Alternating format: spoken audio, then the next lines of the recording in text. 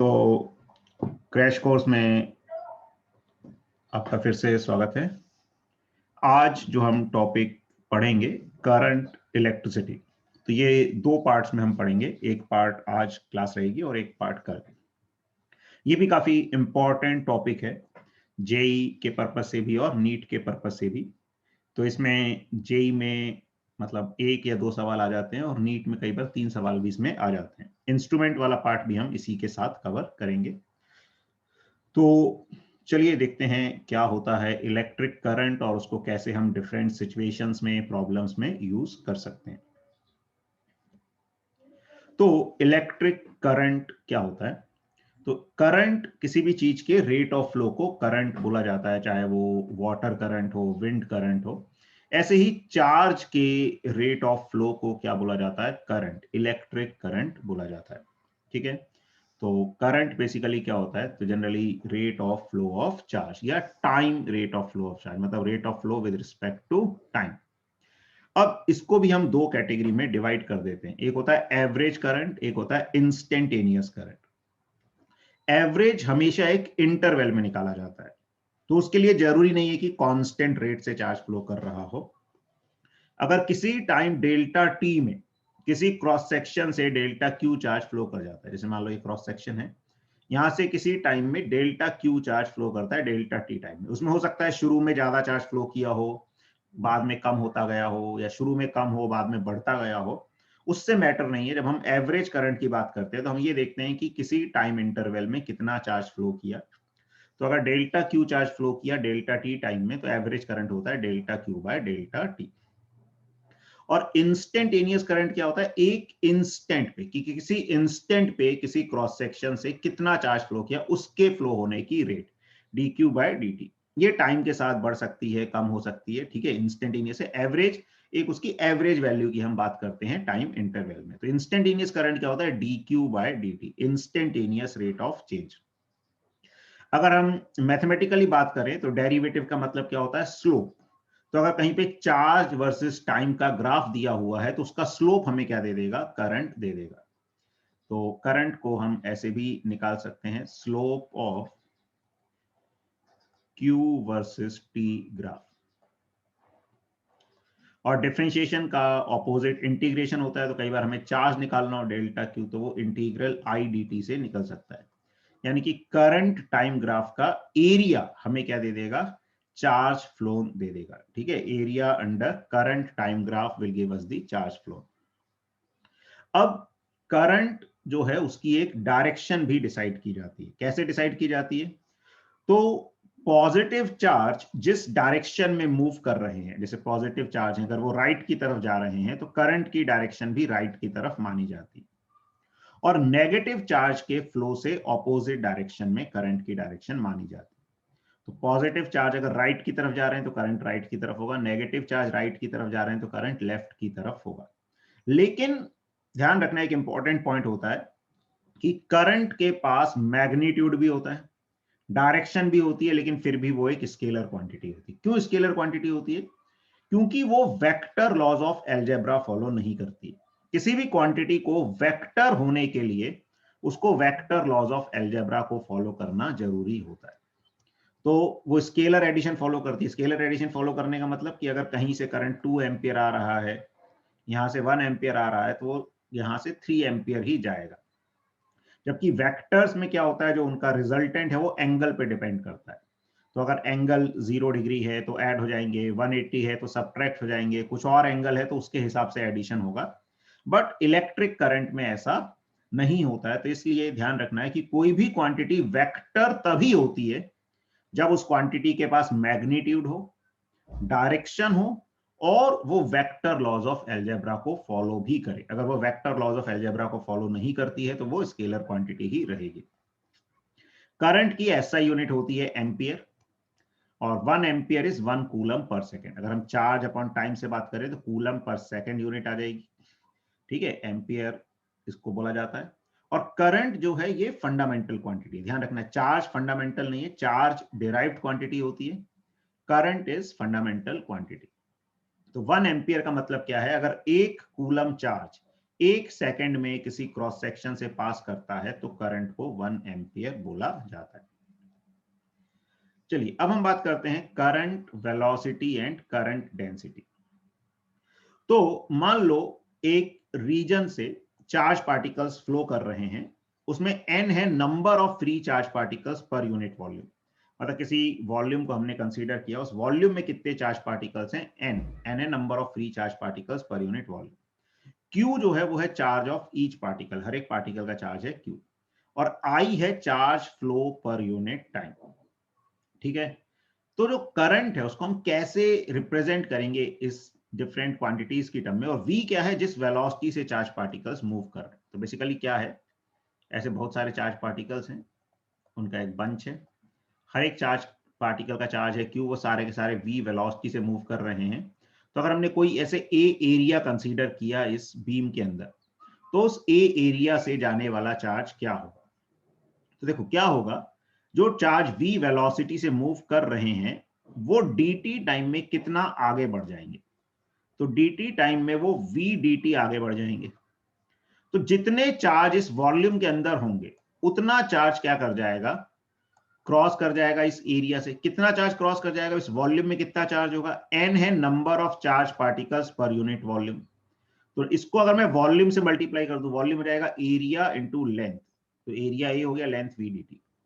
Number of charge particle per unit volume था n, उसको volume से मल्टीप्लाई कर दिया तो ये आ गया number of charge particles. So this is number of charge particles and charge of each particle is q. So this is total charge which has passed through this cross section area in time dt. तो dt से dt cut गया, ठीक है। तो इसको अगर हम dt से डिवाइड करेंगे, डेल्टा t से डिवाइड करेंगे तो यही करंट हो जाता है। तो करंट क्या आ जाता है, NAQV। तो अगर एक रीजन से चार्ज पार्टिकल की बीम फ्लो करके जा रही है, हर एक पार्टिकल का चार्ज है q, वेलोसिटी है v, n है number of free charge particles per unit volume, तो a एरिया से जाने वाला करंट क्या हो जाता है, NAQV के बराबर हो जाता है। अब करंट डेंसिटी क्या होती है, तो करंट डेंसिटी, अच्छा करंट तो स्केलर क्वांटिटी है लेकिन करंट डेंसिटी एक वेक्टर क्वांटिटी है। और करंट डेंसिटी क्या होती है, करंट पर यूनिट एरिया। तो अगर किसी रीजन से करंट फ्लो कर रहा है तो करंट डेंसिटी क्या हो जाएगी, DI/ds और n कैप क्या है, डायरेक्शन। डायरेक्शन एक्चुअली कहां ली जाती है, in the direction of current. तो current density is along the direction of current. तो किसी पॉइंट पर जो करंट की डायरेक्शन होती है उसी डायरेक्शन में करंट डेंसिटी होती है। तो ये हमें ध्यान रखना है, ठीक है। और देखो अगर करंट पूरे रीजन से यूनिफॉर्म रेट से जा रहा है तो जनरली हम करंट डेंसिटी को I/A ही लिख देते हैं। हाँ, अगर करंट वेरिएबल है, अलग अलग पार्ट से, अलग अलग एरिया से अलग अलग चार्ज फ्लो कर रहा है, तो हम हर पॉइंट पे करंट डेंसिटी अलग अलग डिफाइन कर सकते हैं। तो करंट डेंसिटी को फिर DI/ds लिख सकते हैं। अब यहां से हमने देखा DI is equal to J.ds, या I अगर करंट डेंसिटी से निकालना है तो I कैसे निकलेगा, integral J vector dot ds vector. तो इंटीग्रेशन का मतलब एक तो एरिया हो गया कि करंट वर्सेस एरिया, जो क्रॉस सेक्शनल एरिया उसका ग्राफ होगा, उसका एरिया हमको क्या दे देगा, करंट। या कोई भी चीज इस तरह से डिफाइन होती है, जैसे हमने देखा था इलेक्ट्रिक फ्लक्स क्या होता है, इंटीग्रल E.ds। आगे हम देखेंगे मैग्नेटिक फ्लक्स क्या होता है, integral B vector dot ds। तो ऐसे ही J वेक्टर डॉट ds के इंटीग्रेशन को क्या बोल सकते हैं हम, फ्लक्स ऑफ करंट डेंसिटी। तो ये एक टर्म कई बार बोली जाती है, करंट जो है it is the flux of current density. तो ये हमें ध्यान रखना है। अब हम बात करें कि principal of conservation of charge. अब ये क्या है, मेनली कंडक्टर्स के लिए क्या होता है, कंडक्टर्स का क्रॉस सेक्शन कैसा भी हो। देखो ये अभी हम बीम की बात कर रहे थे, बीम में करंट IA/NQV होता है। लेकिन अगर एक कंडक्टर है, कंडक्टर में क्या होता है, इसमें भी जब करंट फ्लो करता है तो जितना करंट एक क्रॉस सेक्शन से एंटर करता है किसी भी टाइम पे, उतना ही दूसरे क्रॉस सेक्शन से लीव करता है। क्यों लीव करता है, क्योंकि करंट क्या है, चार्जेस का फ्लो। तो जो फ्री चार्जेस मूव करते हैं कहीं पर एक्यूमुलेट नहीं हो सकते। जितने चार्ज एक तरफ से आएंगे उतने ही दूसरे तरफ से निकलते हैं, तो कहीं पे चार्जेस का एक्यूमुलेशन नहीं होता। तो चार्ज एंटरिंग यानी cross section is equal to charge leaving the other cross section. तो यही principle of conservation of charge के कारण हम क्या बोलते हैं, charge entering at one end of a conductor is equal to charge leaving at the other end. So current does not change with change in cross section and conductor remains uncharged when current flows through it. तो conductor में से जब charge flow करता है तो जितना charge enter करता है किसी एक क्रॉस सेक्शन से उतना ही दूसरे से लीव करता है किसी भी समय पे, और चार्ज कहीं पे एक्यूमुलेट नहीं होता। तो करंट फ्लो करने से कंडक्टर पे नेट चार्ज नहीं आता है। ठीक है, ध्यान रखना, जब करंट फ्लो करता है तो कंडक्टर अगर न्यूट्रल है तो न्यूट्रल ही रहेगा, बस charges through out the conductor move करने लगते हैं। तो इसमें हम ये बोलते हैं कि करंट हर जगह सेम रहेगा। अगर मैं इसको I1 I2 भी बोल दूं तो I1 इज इक्वल टू क्या रहेगा, I2 रहेगा, और I1 I2 के बराबर रहेगा। तो I1 क्या होता है, इस I को भी हम क्या लिख सकते हैं, NaEVD बोल देते हैं यहाँ पे। देखो एक्चुअली अब यहाँ पे चार्जेस जो हैं उनका मोशन ऐसे स्ट्रेट लाइन में नहीं होता, रैंडम मोशन होता है, लेकिन एक अलोंग द कंडक्टर जाने की जो वेलोसिटी होती है उसको बोला जाता है ड्रिफ्ट वेलोसिटी। तो ये ऑन एन एवरेज वेलोसिटी होती है along the length of the conductor. तो I1 अगर इज इक्वल टू I2 है तो N है number of free charge particles per unit volume. वो एक कंडक्टर की प्रॉपर्टी है, कंडक्टर के लिए फिक्स रहती है। A1 यहाँ का एरिया हो गया, A2 अगर यहाँ का एरिया है तो NA1 चार्ज ऑफ इलेक्ट्रॉन तो E ही रहेगा। V1 अगर यहाँ पे ड्रिफ्ट वेलोसिटी है और यहाँ पे ड्रिफ्ट वेलोसिटी है V2, तो ये आ जाएगा NA2EV2। तो एक कंडक्टर में जब चार्जेस फ्लो करते हैं, करंट फ्लो करता है, तो ये एक रिजल्ट आ जाता है A1V1 is equal to A2V2। This is same as equation of continuity in fluid mechanics जब हम पढ़ते हैं बर्नौलीज थ्योरम में। ठीक है, तो वहां पर इक्वेशन ऑफ कंटिन्यूटी पढ़ा जाता है फ्लूइड डायनेमिक्स जब हम स्टडी करते हैं। तो वैसे यहां पर भी होता है कि जहां पर एरिया बढ़ जाएगा वहां पे ड्रिफ्ट स्पीड कम हो जाएगी, यानी इलेक्ट्रॉन के एक पर्टिकुलर डायरेक्शन में जाने की टेंडेंसी कम हो जाएगी। चलिए इसी को थोड़ा सा समझते हैं कि कैसे मोशन होता है कंडक्टर के अंदर इलेक्ट्रॉन्स का। तो एक कंडक्टर है, नॉर्मली जब उसको रखा हुआ है तो उसमें इलेक्ट्रॉन्स जो है फ्री इलेक्ट्रॉन, तो कंडक्टर में क्या होते हैं, फ्री इलेक्ट्रॉन्स होते हैं, वो रैंडमली मूव करते रहते हैं, चाहे हमने इलेक्ट्रिक फील्ड लगाई है चाहे नहीं लगाई। जैसे हमारे गैस के पार्टिकल, हम जिस भी रूम में वहां पे एयर है, गैस है, गैस के पार्टिकल क्या होते हैं, मूव करते रहते हैं, लेकिन उनका रैंडम मोशन होता है तो हमें पता भी नहीं चलता कि वो पार्टिकल मूव कर रहे हैं। लेकिन हम कैसे जज कर सकते हैं, अगर हमने कहीं पे अगरबत्ती जलाई एक कोने में तो धीरे धीरे उसकी खुशबू पूरे कमरे में आने लगेगी, क्योंकि पार्टिकल रैंडम मोशन में होते हैं, डायनेमिक इक्विलिब्रियम उसमें होता है। ऐसे ही कंडक्टर के अंदर भी जो फ्री पार्टिकल्स हैं, इलेक्ट्रॉन्स हैं, वो क्या करते हैं, रैंडमली इधर उधर मूव करते रहते हैं, और ऑन एन एवरेज उनकी जो स्पीड है या काइनेटिक एनर्जी है वो हम वैसे ही निकाल सकते हैं जैसे गैस मॉलिक्यूल्स की निकालते हैं। तो गैस मॉलिक्यूल्स अगर है, उनका टेम्परेचर T है, तो गैस मॉलिक्यूल्स की एवरेज काइनेटिक एनर्जी क्या होती है, 3/2 kT। ऐसी जो भी फ्री पार्टिकल्स रैंडमली मूव करते हैं वो अपनी थर्मल एनर्जी के कारण, मतलब टेम्परेचर के कारण ही रैंडम मोशन उनका होता है। तो उनकी ऑन एन एवरेज एनर्जी क्या लिख सकते हैं हम, 3/2 kT एनर्जी लिख सकते हैं। और इस 3/2 kT को हम हाफ mv² से इक्वेट करें तो रूम टेम्परेचर पे जो इलेक्ट्रॉन्स है उनकी रैंडम स्पीड हम सब्स्टिट्यूट करेंगे। k यहाँ पे बोल्ट्जमैन कांस्टेंट होता है, T रूम टेम्परेचर लगभग 300 डिग्री 300 केल्विन के आसपास हमने रख दिया, m मास ऑफ इलेक्ट्रॉन रखा, सॉल्व करेंगे तो जो इलेक्ट्रॉन की स्पीड है वो अराउंड आ जाती है 10⁶ मीटर पर सेकेंड या 10⁻³ किलोमीटर पर सेकेंड। ठीक है, तो रैंडम मोशन हो रहा होता है इलेक्ट्रॉन का, जिसमें वेलोसिटीज काफी हाई होती हैं, लेकिन रैंडम मोशन के कारण on an average net displacement उनका जीरो हो जाता है, तो एवरेज वेलोसिटी जो है किसी भी डायरेक्शन में जीरो आती है। तो अगर एक कंडक्टर रखा है तो ऐसा नहीं उसमें इलेक्ट्रॉन रेस्ट पे हैं, उसमें भी इलेक्ट्रॉन मूव कर रहे हैं, रैंडमली सब जगह मूव कर रहे हैं, लेकिन उसकी एवरेज जो वेलोसिटी है वो जीरो आ जाती है, इसलिए नेट करंट जीरो होता है। अब क्या होता है, अगर हम एक इलेक्ट्रिक फील्ड क्रिएट कर दे पोटेंशियल डिफरेंस लगाकर, तो जैसे हमने एक कंडक्टर लिया, एक बैटरी का यूज किया जाता है पोटेंशियल डिफरेंस क्रिएट करने के लिए। बैटरी में ये जो बड़ा वाला साइड होते हैं इसको पॉजिटिव टर्मिनल बोलते हैं, छोटे वाले साइड को नेगेटिव टर्मिनल। पॉजिटिव टर्मिनल मतलब हाई पोटेंशियल, नेगेटिव मतलब लो पोटेंशियल। तो ये बैटरी क्या करती है, कंडक्टर के अक्रॉस पोटेंशियल डिफरेंस क्रिएट करती है जो इलेक्ट्रॉन्स को मूव कराती है। अब ये इलेक्ट्रॉन क्या करते हैं, मूव करते हैं एक एंड से दूसरे एंड पे, और फिर वो सर्किट में कंडक्टिंग पाथ होता है उसके थ्रू एक जगह से दूसरी जगह जाते हैं। तो इस तरह से जब एक पाथ मिलता है फ्लो करने के लिए तो इलेक्ट्रॉन चलते हैं, लेकिन चलते हैं इसका मतलब ये नहीं सीधे चलने लगते हैं, जैसे मोशन अभी भी रैंडम होता है। जैसे मान लो पहले वो ऐसे ऐसे मूव कर रहे थे तो अभी भी रैंडम मोशन होगा, लेकिन एक पर्टिकुलर डायरेक्शन में जाने की उनकी टेंडेंसी जो है वो बढ़ जाती है।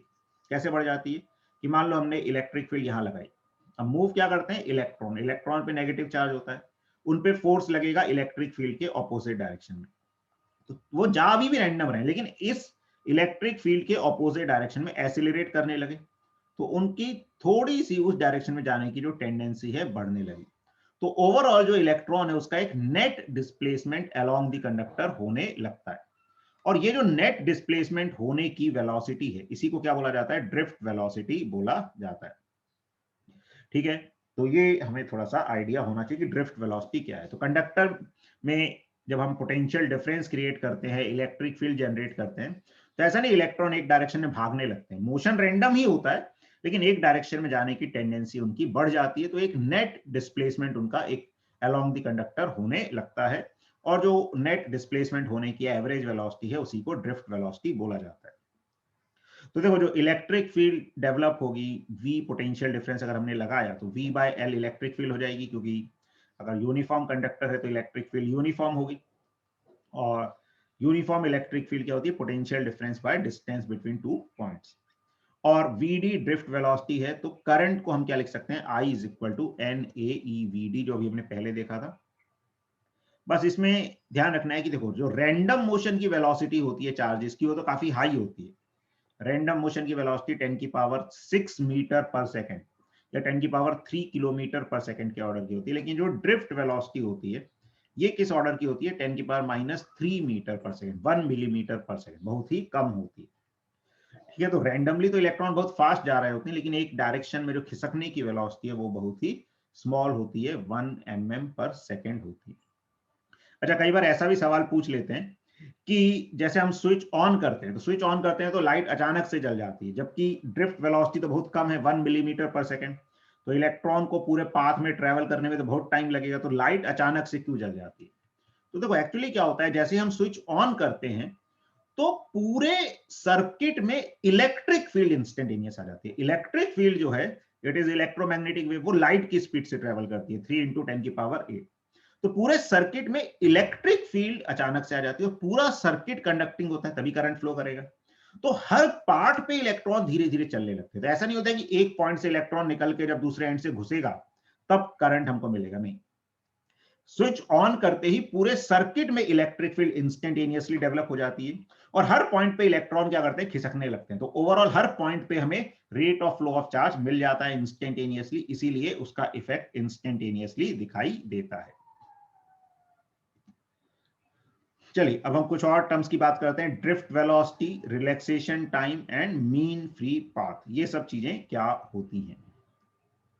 तो ड्रिफ्ट वेलोसिटी क्या होती है, तो एवरेज वेलोसिटी होती है कंडक्टर के अलोंग, तो वो किसके बराबर आती है, e by M into tau. E क्या हो गया, ई इंटू ई, ये फोर्स हो गया एक तरीके से इलेक्ट्रॉन पे, अपन मास करेंगे एक्सीलरेशन आ गया, और ये टी क्या होता है, टाउ रिलैक्सेशन टाइम।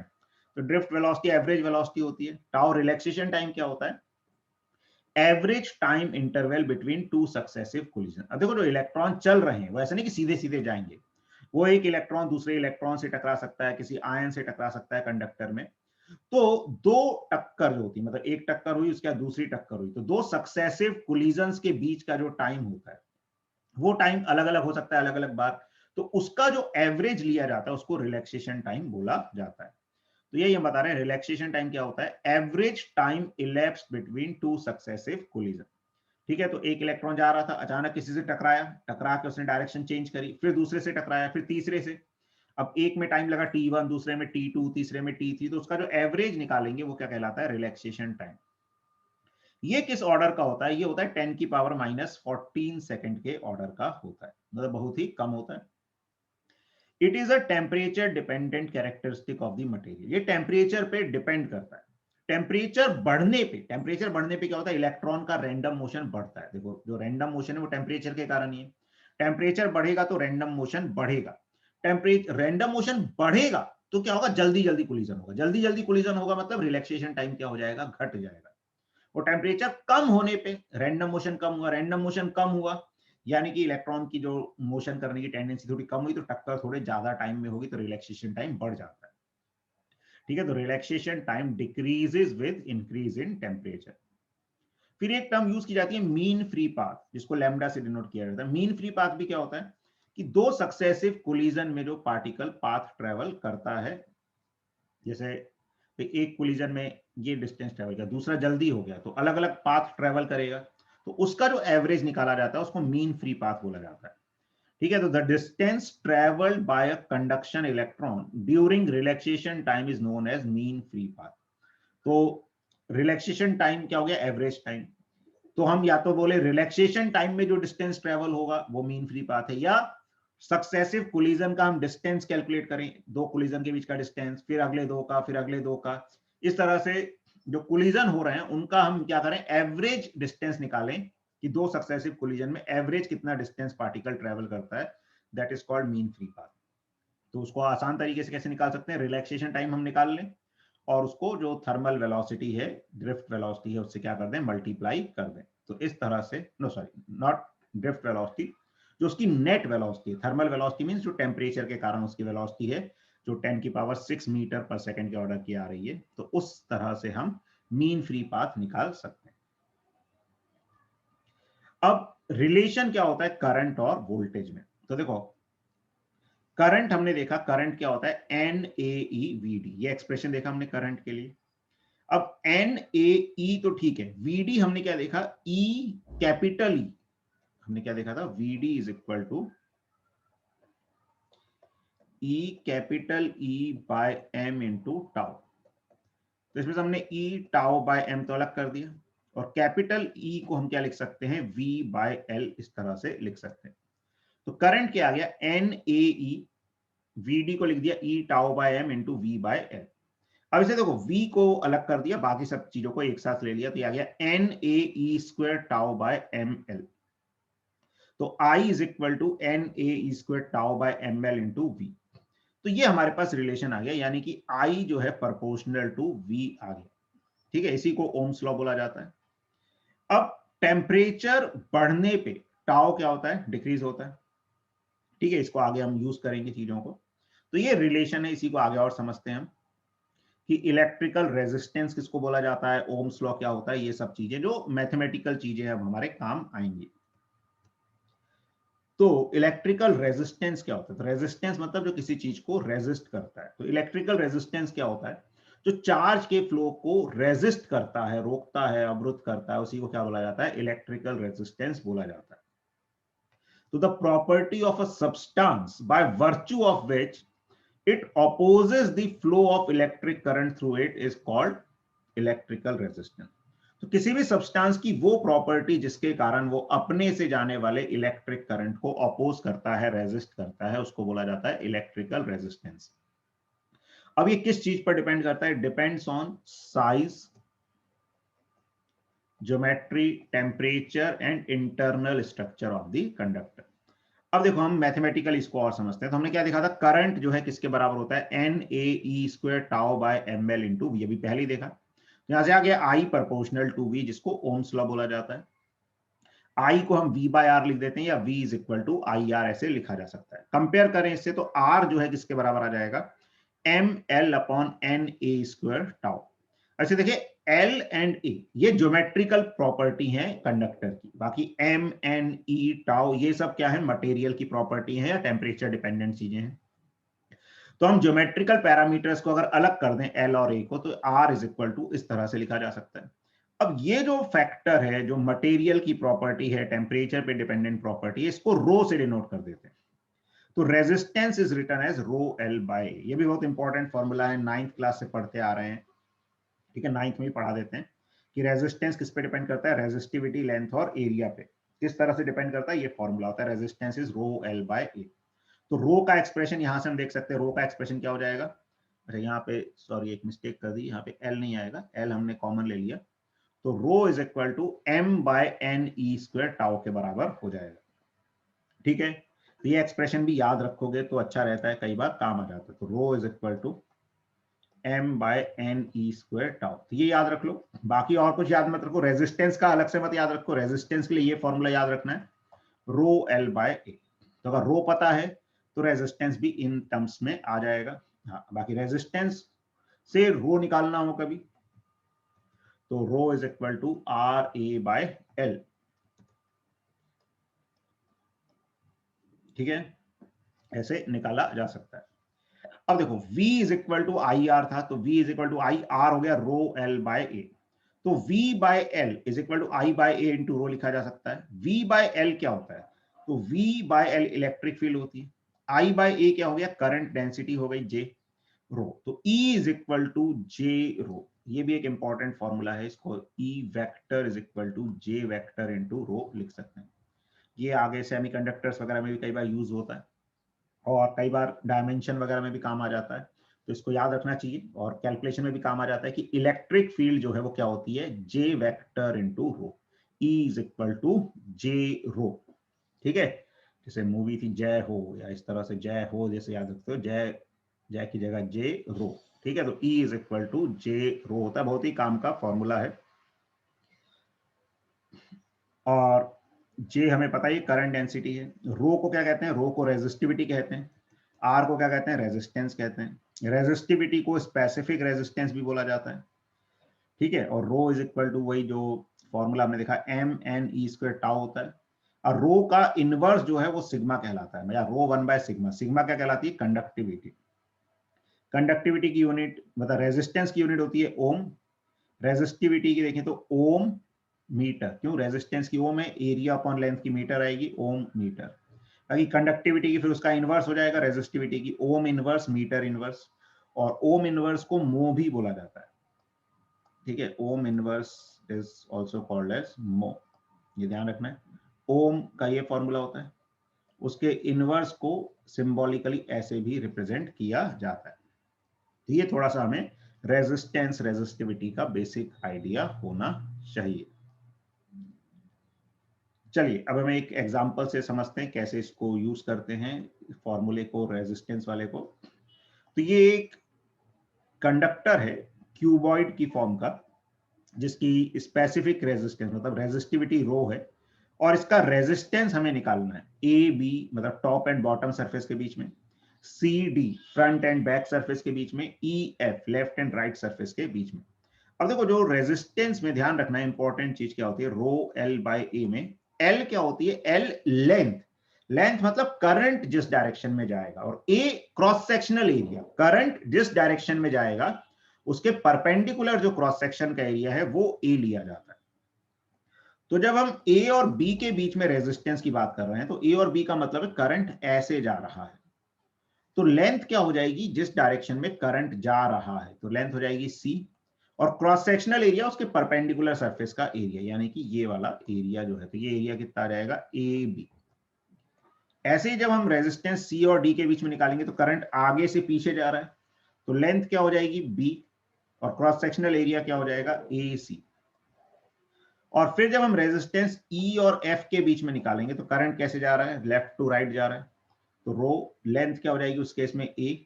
और एरिया क्या हो जाएगा? B C. तो इस तरह से ये हम लिख सकते हैं। तो ये हमने यहाँ पर सॉल्व करके भी लिखा हुआ है, इसको याद रखना है हमको। मतलब याद मतलब समझना है बेसिकली, फॉर्मूले या रिजल्ट याद नहीं रखने हैं।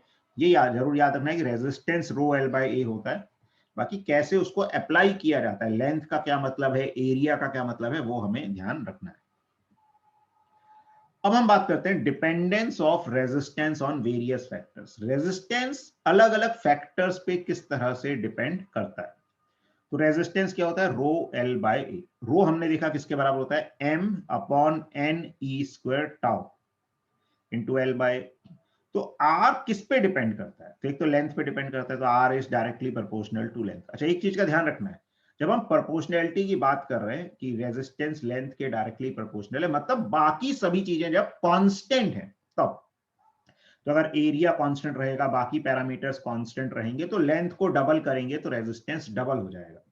लेकिन कई बार ऐसा होता है वायर को खींच के लेंथ डबल कर दी, खींच के लेंथ डबल करेंगे तो एरिया भी चेंज हो जाएगा। आगे हम उस तरह की चीजें भी देखेंगे। ठीक है, लेकिन मेन चीज ध्यान रखना है, जब हम बोल रहे हैं resistance is proportional to L, तो किसी फॉर्मूले में प्रोपोर्शनैलिटी का मतलब ये है जब वो फैक्टर बाकी सभी चीजों से इंडिपेंडेंट है, यानी कि जब बाकी चीजों को कांस्टेंट रखा जाएगा तो रेजिस्टेंस लेंथ के प्रोपोर्शनल है। लेंथ के डबल करने पे रेजिस्टेंस डबल हो जाएगा। मतलब हमारे पास एक वायर का गड्ढा है, ठीक है, हम इलेक्ट्रिक वायर लाए, अब उस वायर में से हमने एल लेंथ काट ली, तो उसका रेजिस्टेंस अगर आर है और उसमें से अगर हमने 2L लेंथ काटी तो उसका रेजिस्टेंस क्या हो जाएगा 2R, क्योंकि वहां पे एरिया सेम है, मटेरियल सेम है, इस तरह से। तो resistance is proportional to RL। फिर प्रोपोर्शनल टू 1/A भी होता है, तो मतलब इनवर्सली प्रोपोर्शनल टू एरिया। तो इसमें अगर लेंथ हम सेम लेते हैं, मटेरियल सेम लेते हैं, तो एरिया डबल करेंगे तो रेजिस्टेंस आधा हो जाएगा। तो ये भी एक इंपॉर्टेंट बात है कि एरिया बढ़ाने पे रेजिस्टेंस क्या हो जाता है, कम हो जाता है। फिर प्रोपोर्शनल टू 1/n आ रहा है और प्रोपोर्शनल टू 1/τ। देखो m और e तो कांस्टेंट है, m मास ऑफ इलेक्ट्रॉन जो कांस्टेंट रहेगा, e चार्ज ऑफ इलेक्ट्रॉन जो कांस्टेंट रहेगा। तो इन फैक्टर्स पे रेजिस्टेंस डिपेंड करता है।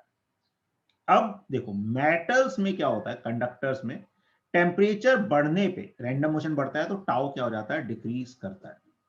ठीक है, तो टाउ डिक्रीज करता है, यानी कि जब टेम्परेचर बढ़ेगा तो रेजिस्टेंस क्या हो जाता है, टाउ डिक्रीज किया, देखो टाउ डिक्रीज किया तो रेजिस्टेंस बढ़ जाता है। ठीक है, तो टेम्परेचर इंक्रीज करता है, टाउ डिक्रीज करता है, लेकिन रेजिस्टेंस बढ़ जाता है। इसके लिए फॉर मेटल्स।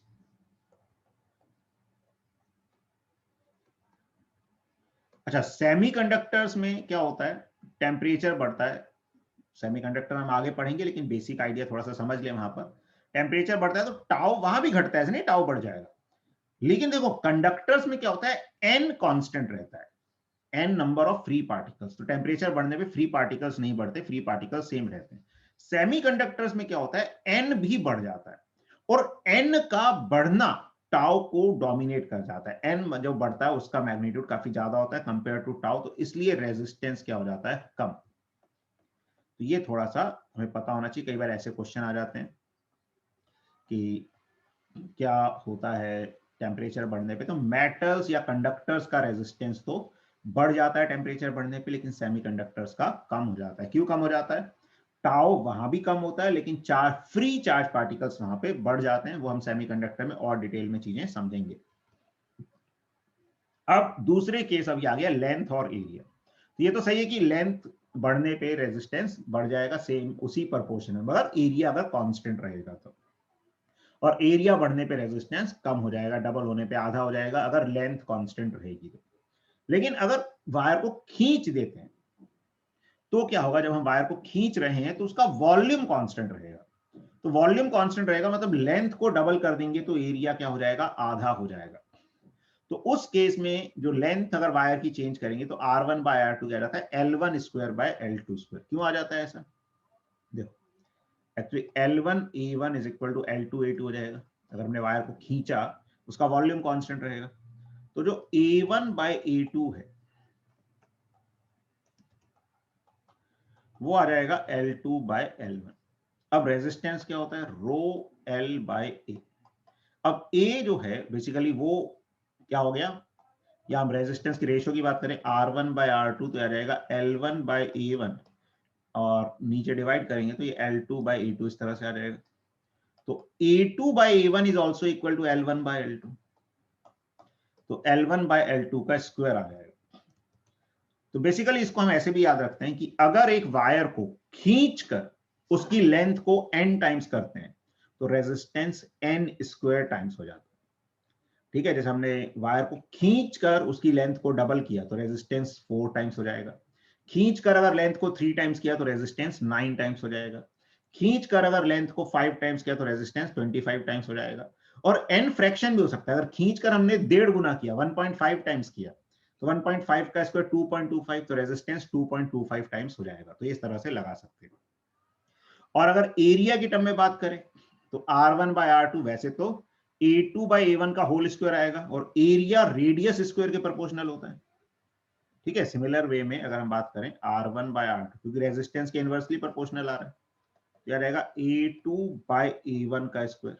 और एरिया जो है रेडियस स्क्वायर के प्रोपोर्शनल होता है, तो R2/R1। R2R1 क्या है, रेडियस जो है उस वायर के, उसकी पावर 4 के बराबर आ जाएगा। ठीक है, तो ये वही पॉइंट जो हम बात कर रहे थे कि अगर वायर को खींचकर उसकी लेंथ को n टाइम्स किया जाता है तो उसका रेजिस्टेंस n² टाइम्स हो जाता है। अब हम बात करते हैं temperature dependence of resistivity and resistance. Temperature पे कैसे डिपेंडेंस होती है, तो हमने क्या देखा, टेम्परेचर बढ़ने पे रेजिस्टेंस बढ़ता है, लेकिन क्या मैथमेटिकली कैसे बढ़ता है, क्या फॉर्मूला होता है वो हम देखें। तो रेजिस्टिविटी जो है टेम्परेचर के साथ लगभग लीनियरली बढ़ती है। कैसे? Rho at temperature T is equal to rho not into 1 plus alpha T minus T not. T क्या है? टेम्परेचर जिसपे हमें रेजिस्टिविटी निकालनी है। टी नॉट है रेफरेंस टेम्परेचर, जो जनरली 0 डिग्री सेल्सियस या 20 डिग्री सेल्सियस लिया जाता है। अल्फा जो है ये कहलाता है coefficient of resistivity, thermal coefficient या टेम्परेचर कोफिशिएंट ऑफ रेजिस्टिविटी कहलाता है। ठीक है, तो rho at temperature T is equal to rho not into 1 plus alpha delta T, ऐसे भी बोल देते हैं। Delta T is T minus T not. अब देखो रेजिस्टेंस जो है वो रेजिस्टिविटी पे डिपेंड करता है, लेंथ पे भी डिपेंड करता है और एरिया पे भी डिपेंड करता है। टेम्परेचर बढ़ने पे हमने देखा रेजिस्टिविटी बढ़ेगी, लेंथ और एरिया भी बढ़ते हैं, लेकिन लेंथ और एरिया का चेंज नेग्लिजिबल होता है compare to resistivity. Length thermal expansion में हम देखते हैं, एल के लिए भी एक एक्सप्रेशन हम लोग देखते हैं थर्मल एक्सपेंशन में कि L is equal to L naught 1 plus alpha delta T. वो एल्फा अलग होता है, ये कोफिशिएंट ऑफ लीनियर एक्सपेंशन होता है। जनरली ये किस ऑर्डर का होता है? ये 10 की पावर -5 के ऑर्डर का होता है। और यहाँ पे जो रेजिस्टिव वाला अल्फा ये 10 की पावर -3 के ऑर्डर का होता है। यानी कि जो लेंथ का चेंज है वो लगभग 100 गुना कम होता है लेंथ और एरिया का, तो उसको हम रेजिस्टिविटी के कंपैरिजन में नेग्लेक्ट कर देते हैं। तो इसलिए जब हम रेजिस्टेंस की बात करते हैं तो जो रेजिस्टिविटी का चेंज है लगभग वही रेजिस्टेंस का चेंज हम मान लेते हैं, क्योंकि लेंथ और एरिया का चेंज रेजिस्टिविटी के कंपैरिजन में नेग्लिजिबल होता है। तो रेजिस्टेंस के लिए भी लगभग सेम फॉर्मूला आ जाता है जैसे रेजिस्टिविटी के लिए आया। तो resistance at temperature T is equal to R naught into 1 plus alpha delta T. R naught temperature है, टी नॉट टेम्परेचर पे, टी नॉट जनरली वही 0 डिग्री या 20 डिग्री होता है। Alpha temperature coefficient of resistance भी बोल सकते हो, रेजिस्टिविटी भी बोल सकते हो, इट इज द सेम। तो इस तरह से हम टेम्परेचर, किसी टेम्परेचर पे रेजिस्टेंस निकाल सकते हैं। अब हम बात करते हैं इलेक्ट्रिक करंट की। इलेक्ट्रिक करंट जो रेजिस्टेंस में फ्लो करता है उसके क्या फॉर्मूले होते हैं, किस डायरेक्शन में वो फ्लो करता है। तो एक रेजिस्टर में करंट हमेशा हाई से लो पोटेंशियल की तरफ फ्लो करता है। हाई पोटेंशियल को हम प्लस साइन से रिप्रेजेंट करते हैं, लो पोटेंशियल को माइनस साइन से रिप्रेजेंट करते हैं। और रेजिस्टेंस को ऐसे रिप्रेजेंट करते हैं जैसे ये दिखाया गया है। तो बेसिकली ये क्या बता रहा है, जैसे कि चार्ज को आगे बढ़ने में मेहनत करनी पड़ेगी, उतार चढ़ाव सहने पड़ेंगे। तो ऐसा नहीं कि रेजिस्टेंस ऐसा होता है दिखने में, ये जस्ट रिप्रेजेंटेशन है कि चार्ज सीधे, जैसे वायर दिखाते हैं, वायर मतलब उसका रेजिस्टेंस 0 है कि चार्ज फ्रीली मूव कर जाएगा। और ये दिखा रहा है कि चार्ज को एक रेजिस्टेंस फेस करना पड़ेगा, मूव करने में सीधे मूव नहीं कर सकता, उतार चढ़ाव महसूस करना पड़ेगा। ये सिर्फ रिप्रेजेंटेशन का वे है। बाकी जो रेजिस्टेंस है वो तो मटेरियल की प्रॉपर्टी की, उसके अंदर चार्ज कितने फ्रीली मूव कर सकता है या नहीं कर सकता है। अब रेजिस्टर में करंट हमेशा हाई से लो पोटेंशियल जाता है, और पोटेंशियल डिफरेंस अभी हमने देखा Ohm's law V is equal to I R आ जाता है। तो जो VA माइनस VB है वो IR के बराबर हो जाता है। अच्छा, कई बार हमें वेरिएबल में लिखना पड़ता है। मान लो एक रेजिस्टर है, उसके एक एंड पे पोटेंशियल है V1, एक में V2। हमें नहीं पता V1 ज्यादा है या V2 ज्यादा है, तो हम करंट को कैसे लिखेंगे? तो हम मान ले अपने हिसाब से, या अगर सिचुएशन में दी है कि A से B जाने वाला करंट बताओ क्या लिखोगे, या B से A, तो फिर क्या करोगे?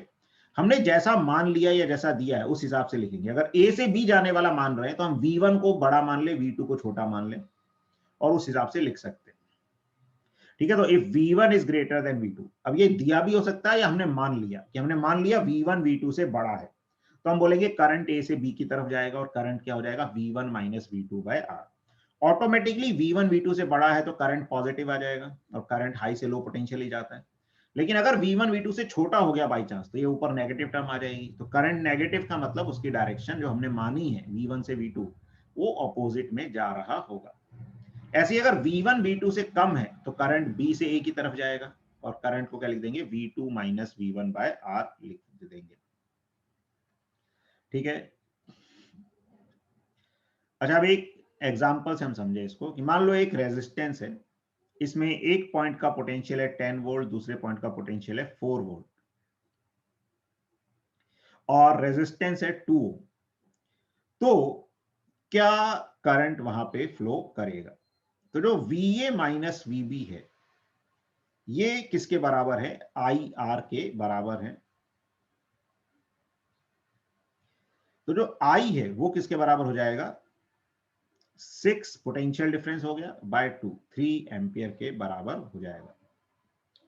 ठीक है, अब हम बात करते हैं थोड़ा सा इलेक्ट्रिक पावर के बारे में।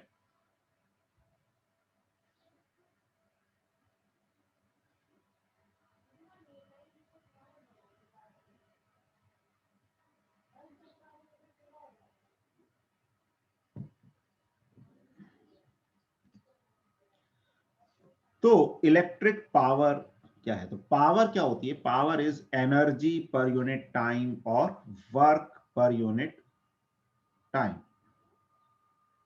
तो एनर्जी लिबरेटेड या एनर्जी सप्लाइड, कोई भी डिवाइस या तो एनर्जी क्या कर रही होगी, कंज्यूम कर रही होगी, या एनर्जी सप्लाई कर रही होगी। तो एनर्जी कंज्यूम या सप्लाई करने की जो रेट है उसी को पावर बोला जाता है। अब पावर किसी भी इलेक्ट्रिकल डिवाइस के लिए क्या लिखा जाता है, power is equal to V into I होता है। V potential difference across the device होता है और I जो है करंट होता है।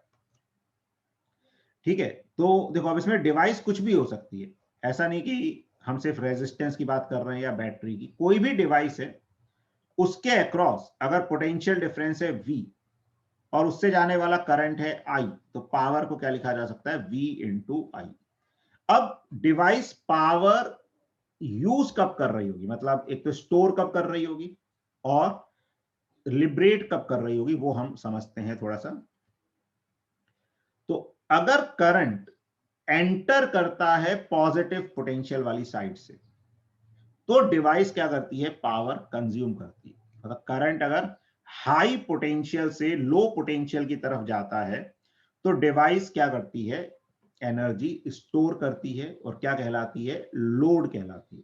ठीक है, तो जब करंट हाई से लो पोटेंशियल जा रहा है, करंट मतलब पॉजिटिव चार्ज का मोशन हम मान सकते हैं करंट की डायरेक्शन में, तो पॉजिटिव चार्ज हाई पोटेंशियल से लो पोटेंशियल जा रहा है, यानी कि उसकी एनर्जी कम हो रही है।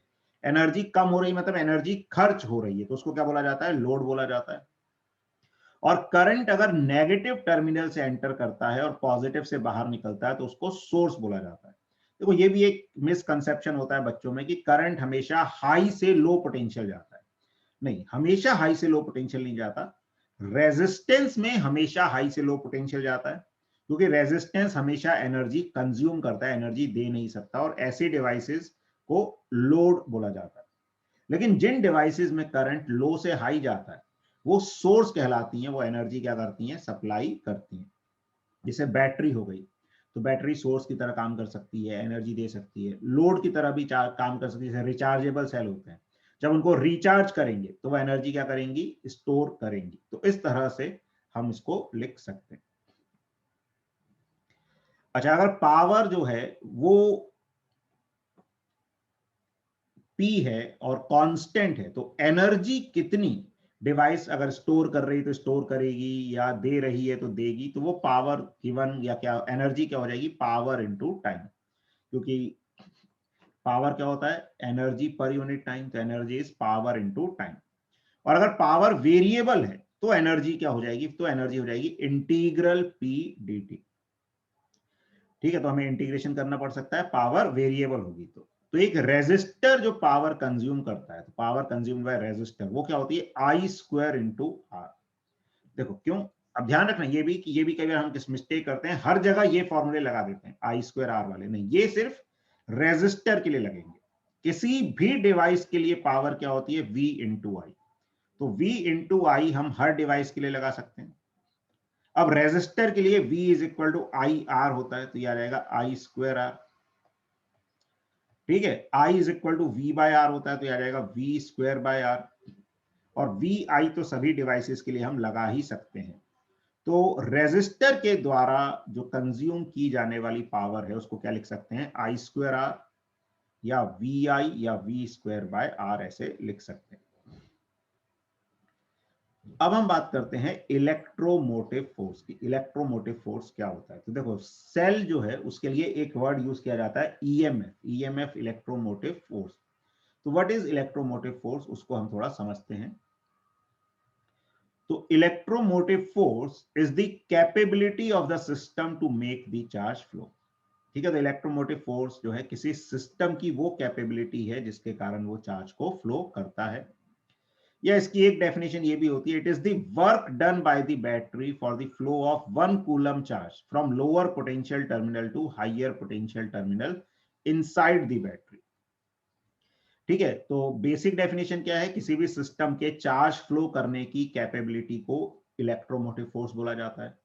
मैथमेटिकली क्या है कि किसी बैटरी के लोअर टर्मिनल से हायर टर्मिनल तक 1 कूलम चार्ज को ले जाने में कितना वर्क करना पड़ेगा बैटरी को, यही उसकी ईएमएफ कहलाती है।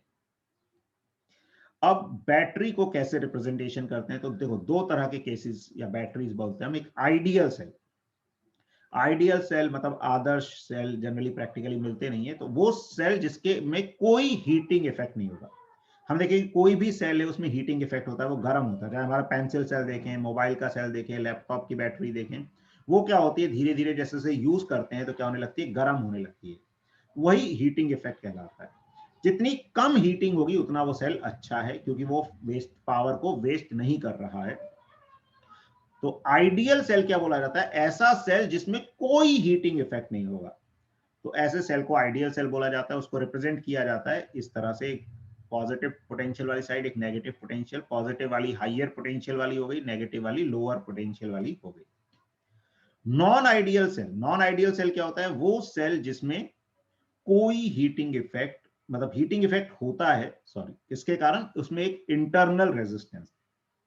तो एक्चुअली इंटरनल रेजिस्टेंस ये नहीं कि कुछ रेजिस्टेंस रखा है, सेल के अंदर भी क्या होते हैं, जो आयंस हैं उनका मोशन होता है। उस मोशन को भी क्या करता है, वो जो सेल का अंदर इलेक्ट्रोलाइट है, दूसरे आयंस हैं, वो उसको मोशन को अवरुद्ध करते हैं, रोकते हैं या अपोज करते हैं। उसके कारण चार्ज के फ्लो को एक रेजिस्टेंस वहां पर मिलता है, उसी को इंटरनल रेजिस्टेंस बोला जाता है। तो ऐसे सेल जिसके अंदर क्या होता है, हीटिंग इफेक्ट होता है due to flow of resistance internally, उसी को नॉन आइडियल सेल बोला जाता है। अब इसमें दो तरह के केसेस बनते हैं कि अगर हम बैटरी की बात कर रहे हैं कि बैटरी एक सोर्स की तरह काम कर रही है, सोर्स मतलब एनर्जी दे रही है, बैटरी डिस्चार्ज हो रही है। तो अगर बैटरी डिस्चार्ज हो रही है तो जो पोटेंशियल डिफरेंस या टर्मिनल वोल्टेज भी बोलते हैं across the cell, VA minus VB, वो किसके बराबर आ जाता है, E माइनस IR के बराबर आ जाता है। कैसे आ जाता है, देखो बैटरी अगर सोर्स की तरह काम कर रही है, एनर्जी दे रही है, तो पॉजिटिव टर्मिनल से करंट बाहर निकलेगा। रेजिस्टेंस में करंट हाई से लो पोटेंशियल जाता है, तो इसको प्लस लिख दिया, इसको हमने माइनस लिख दिया, और पोटेंशियल डिफरेंस क्या होता है, IR। बैटरी में हमेशा बड़ा डंडा पॉजिटिव माना जाता है, छोटा डंडा नेगेटिव, और ये पोटेंशियल डिफरेंस हो गया E। तो हम B से A गए तो पोटेंशियल कम हुआ, कितना कम हुआ, IR कम हुआ, तो माइनस IR बोल देंगे। लेकिन फिर इधर से बैटरी के दूसरी तरफ गए तो प्लस हुआ E, तो E इसमें ऐड हो गया, तो इसलिए जो टर्मिनल वोल्टेज है VA माइनस VB वो E माइनस IR हो जाता है। जब बैटरी लोड की तरह काम करती है तो करंट उसमें क्या होता है, हाइयर पोटेंशियल साइड से एंटर करता है। तो करंट हाइयर से ऐड किया तो रेजिस्टेंस में ये साइड पॉजिटिव या नेगेटिव हो जाएगी, बैटरी में यही पॉजिटिव यही नेगेटिव होती है। तो नेट टर्मिनल वोल्टेज क्या हो जाती है, E प्लस IR हो जाती है। ठीक है। अब ईएमएफ की एक और डेफिनेशन यहां से बताई जा सकती है कि अगर I 0 हो गया, देखो दोनों ही केस में, तो ईएमएफ VA माइनस VB के बराबर हो जाएगा। तो ईएमएफ ऐसे भी बोला जाता है, electromotive force of a cell is equal to potential difference between its terminals when no current is passing through the circuit. जब सर्किट से कोई करंट पास नहीं कर रहा है तो उसके टर्मिनल के अक्रॉस पोटेंशियल डिफरेंस होता है, उसी को ईएमएफ बोला जाता है। अब हम देखते हैं कैसे प्रॉब्लम्स सॉल्व किए जा सकते हैं। तो रिलेटिव पोटेंशियल, तो क्या होता है, देखो किसी भी सर्किट को सॉल्व करने के लिए हम एक पॉइंट का पोटेंशियल 0 मान सकते हैं और उसके अकॉर्डिंग सर्किट सॉल्व कर सकते हैं। क्यों, क्योंकि करंट जो है पोटेंशियल डिफरेंस पे डिपेंड करता है, पोटेंशियल पे डिपेंड नहीं करता। और पोटेंशियल डिफरेंस रेफरेंस से इंडिपेंडेंट होता है। पोटेंशियल तो रेफरेंस पे डिपेंड करता है, लेकिन पोटेंशियल डिफरेंस रेफरेंस से इंडिपेंडेंट होता है। तो देखते हैं कैसे सॉल्व किया जाता है। In the figure given find out the current between the wire BD। अब इसमें देखो कई बार किरचॉफ्स लॉ वगैरह अपने को पता होता है, आगे हम पढ़ेंगे भी, लगाने लगते हैं, लेकिन हर क्वेश्चन में जरूरी नहीं है उनको लगाया जाए, उससे क्वेश्चंस कई बार लेंथी हो जाते हैं। अगर सिंपल क्वेश्चंस हैं तो हम पोटेंशियल मान कर ही उसको सॉल्व कर सकते हैं। तो हम क्या कर सकते हैं, किसी भी एक पॉइंट का पोटेंशियल जीरो मान सकते हैं, जैसे हमने डी वाले पॉइंट का जीरो मान लिया। अब जितनी भी प्लेन वायर्स होती हैं उनका वो क्या होता है, जीरो रेजिस्टेंस होता है। तो प्लेन वायर के अक्रॉस हर पॉइंट पे पोटेंशियल सेम रहता है, पोटेंशियल डिफरेंस जीरो होता है। हाँ, लेकिन उससे करंट फ्लो कर सकता है, ध्यान रखना है, ठीक है। प्लेन वायर से करंट, कई बार कंफ्यूजन ये भी होता है कि प्लेन वायर से कैसे करंट फ्लो कर गया जब पोटेंशियल डिफरेंस ही नहीं है। मान लो ये एक प्लेन वायर, दो पॉइंट है ए बी, तो इसका रेजिस्टेंस जीरो होगा। अब I इज इक्वल टू क्या हो जाएगा, VA minus VB by R। तो हमको लगता है R जीरो हो गया तो करंट इनफाइनाइट हो जाना चाहिए, लेकिन इसमें पोटेंशियल भी सेम हो जाता है, VA माइनस VB भी जीरो हो जाता है। This become zero by zero की फॉर्म। तो जब जीरो बाय जीरो की फॉर्म मैथमेटिकली इनडिटर्मिनेट होती है, मतलब जीरो बाय जीरो की फॉर्म की एक डेफिनेट वैल्यू हो सकती है। तो एक प्लेन वायर के अक्रॉस पोटेंशियल डिफरेंस जीरो होगा, उसका रेजिस्टेंस भी जीरो होगा, लेकिन उसमें से एक फाइनाइट करंट फ्लो कर सकता है। उसको हम इस फॉर्मूले से नहीं निकाल सकते, VA minus VB by R से, वो इनडायरेक्टली निकल सकता है। तो हम इस सर्किट में समझते हैं। क्वेश्चन इसीलिए बोला हुआ है कि वायर BD से करंट बताओ, तो कई लोग बिना सोचे समझे आंसर या तो जीरो बोल देते हैं या इनफाइनाइट बोल देते हैं, तो ऐसा नहीं करना है। तो हम क्या माने, पोटेंशियल मान लिया हमने एक पॉइंट का जीरो। अगर D पॉइंट का जीरो है तो B पॉइंट का भी जीरो हो जाएगा, क्योंकि प्लेन वायर के हर पॉइंट का पोटेंशियल सेम होता है।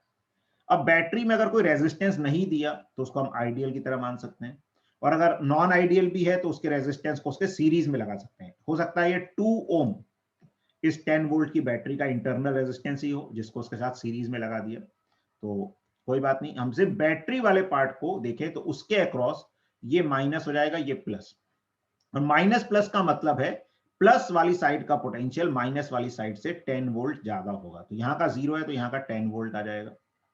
ऐसे यहाँ का जीरो है तो यहाँ का, यहाँ पे देखें ये माइनस ये प्लस, ये 20 वोल्ट आ जाएगा। और करंट हम बता सकते हैं अगर हमें रेजिस्टेंस के अक्रॉस पोटेंशियल डिफरेंस पता चल गया, क्योंकि एक रेजिस्टेंस के अक्रॉस हमने देखा पोटेंशियल डिफरेंस अगर पता है तो करंट क्या होता है, VA minus VB by R। और हाई से लो पोटेंशियल जाता है, तो A से D में देखें तो A हाई पोटेंशियल है, D लो पोटेंशियल है, तो A से D की तरफ करंट जाएगा। कितना हुआ potential difference, 10 minus 0, 10 by 2, 5 ampere current जाएगा। इधर C और B में देखें, B का पोटेंशियल 0, C का 20 वोल्ट, तो C से B की तरफ जाएगा। और एक ब्रांच में चाहे कितने ही रेजिस्टर हो, बैटरी हो, एक ही करंट जाएगा। ऐसा नहीं कि रेजिस्टेंस करंट कम कर देता है, यहां से 10 एम्पियर आ रहा है तो ये 10 एम्पियर ही जाएगा। वो ओवरऑल रेजिस्टेंस बढ़ेगा तो पूरे सर्किट का करंट चेंज कर देगा, लेकिन सर्किट की एक ब्रांच में करंट एक ही जाएगा, सिर्फ जंक्शन पे करंट डिवाइड हो सकता है। तो यहां से जाने वाला करंट हो जाएगा 20/5, 4 एम्पियर। अभी भी BD का करंट तो आया नहीं, तो वो कैसे आएगा, देखो 5 एम्पियर A से D की तरफ जा रहा है, मतलब यहां से 5 एम्पियर आ रहा है, 4 एम्पियर इस ब्रांच में जा रहा है C से B, तो वही यहां से D से C जा रहा होगा 4 एम्पियर। अब देखो D वाले जंक्शन पे 5 एम्पियर आया, 4 एम्पियर D से C चला गया, तो 1 एम्पियर बचा हुआ कहां जाएगा, वो B से D जाएगा। तो ऐसे इनडायरेक्टली हम BD ब्रांच में करंट बता सकते हैं कि कितना करंट जाएगा, 1 ampere from D to B। तो D से B 1 एम्पियर करंट फ्लो करेगा, ठीक है। और इसको हम देखते हैं प्रॉब्लम में सॉल्व करके। तो अब जैसे ये एक सर्किट है, तो हम क्या कर सकते हैं, जो इंटरनल रेजिस्टेंस है उसको क्या बना सकते हैं, सीरीज में बना सकते हैं बैटरी के। तो इस सर्किट को हम थोड़ा सा रीड्रॉ करके देखें।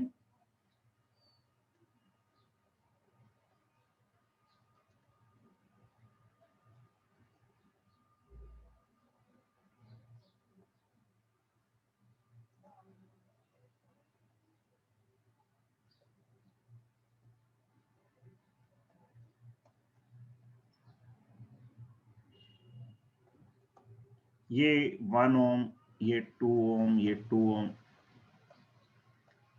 ये 50 वोल्ट, ये 40 वोल्ट, ये 30 वोल्ट और ये 10 वोल्ट।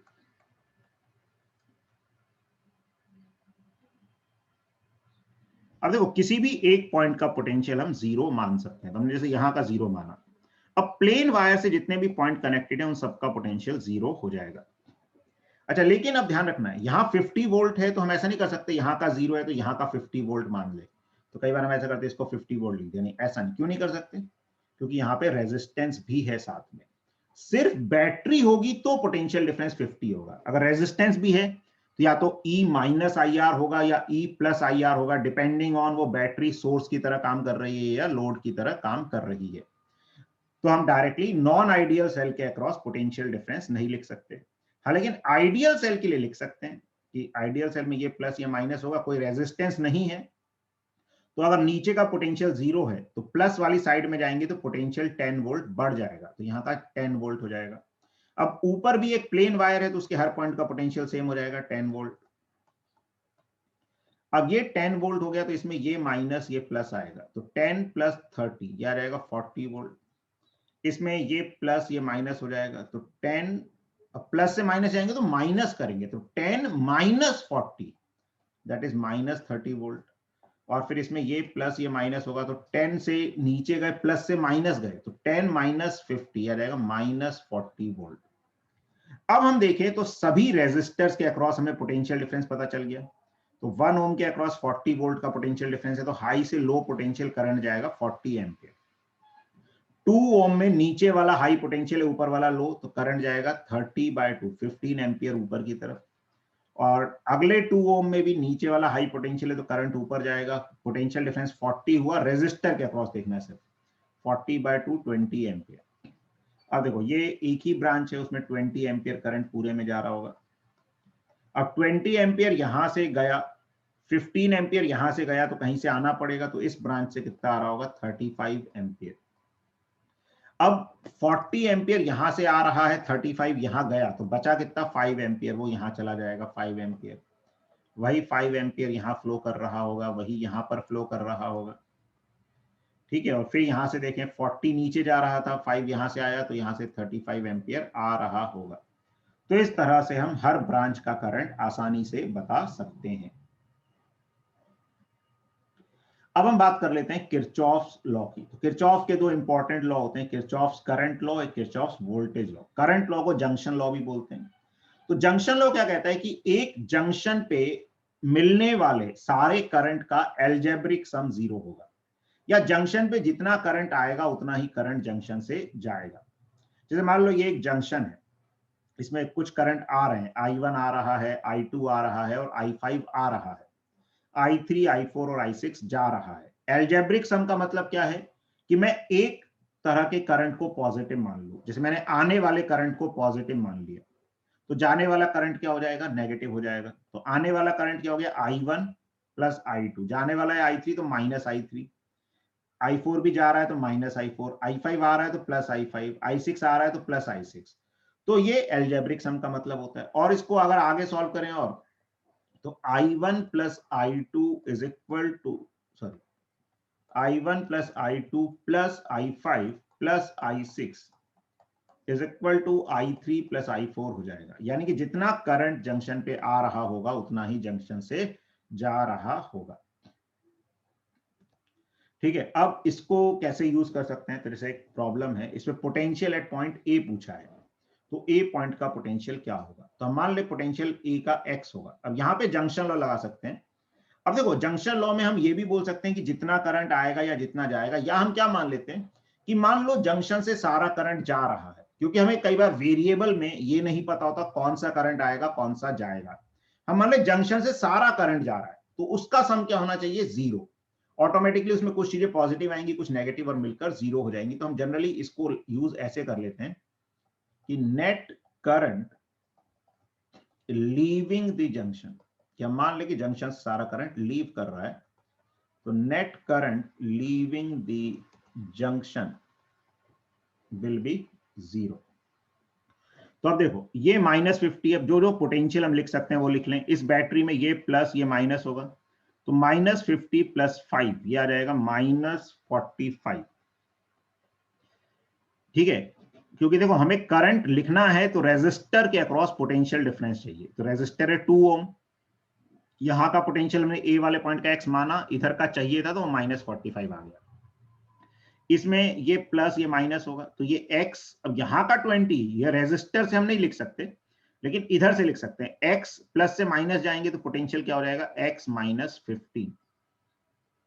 इधर पे देखें तो ये प्लस ये माइनस होगा, तो यहां का पोटेंशियल क्या हो जाएगा x -20। अब हम मान ले जंक्शन से जाने वाला करंट, तो राइट साइड में कितना करंट जाएगा, x माइनस ऑफ -45। देखो माइनस मैं ऐसे ही क्यों लिख रहा हूं, मैं x से जाने वाला करंट लिख रहा हूं। जिस पॉइंट से जाने वाला लिखेंगे उसके पोटेंशियल में से दूसरे पॉइंट के पोटेंशियल को माइनस करेंगे। तो x माइनस ऑफ -45/2 ये करंट जाएगा राइट की तरफ।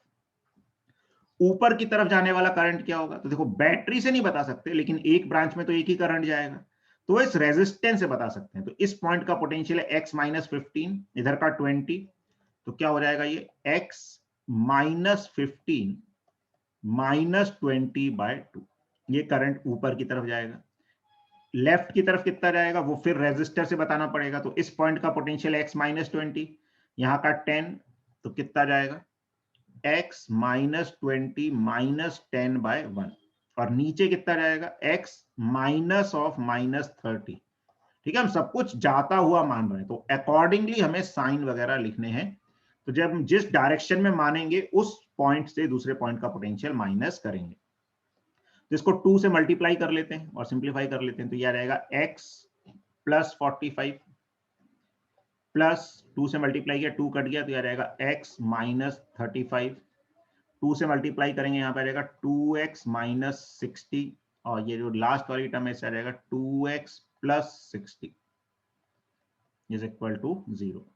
तो कुछ टर्म तो कट गई, ये 60 60, x 2x 4x 6x, और ये 45 -35, तो +10 इज इक्वल टू 0।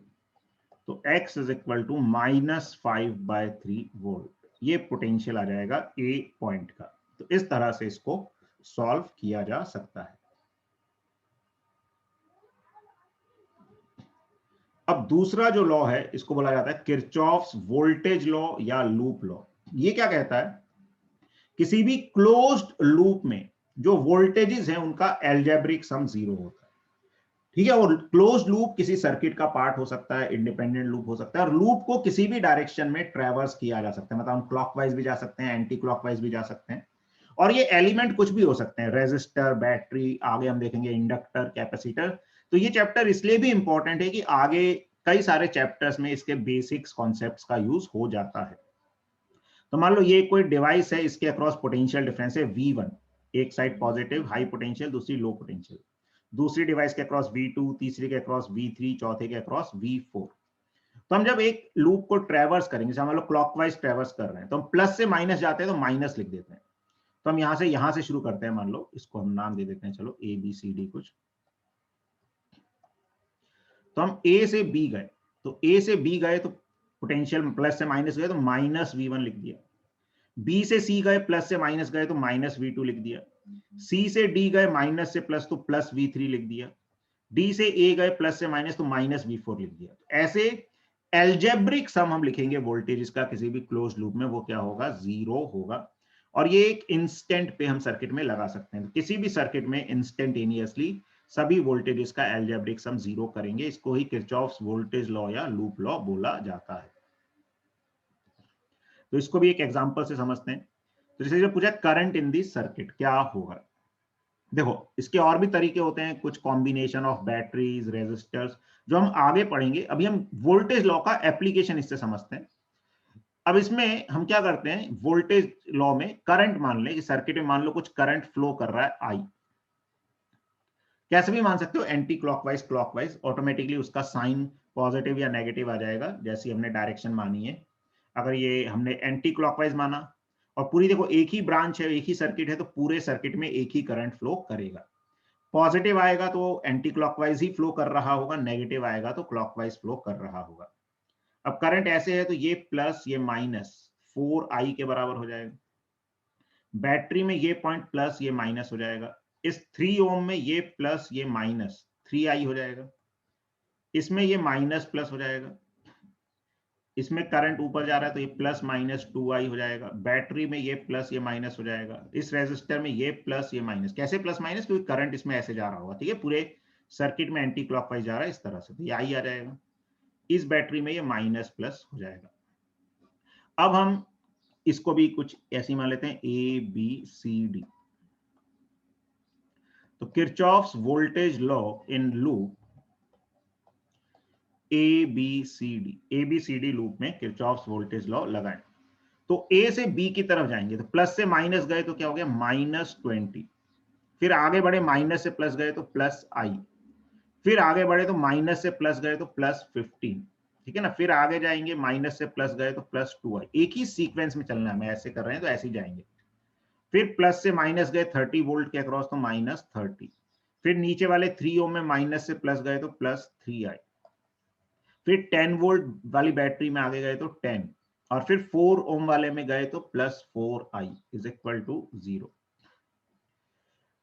तो ये i 2i 3i हो गया, 3i + 3i 6i, 6i + 4i is 10i, ठीक है। ये -20 फिर +15 -5 हो गया, -5 and 30 -35 -35 and 10 is -25, so 10i -25 is equal to 0।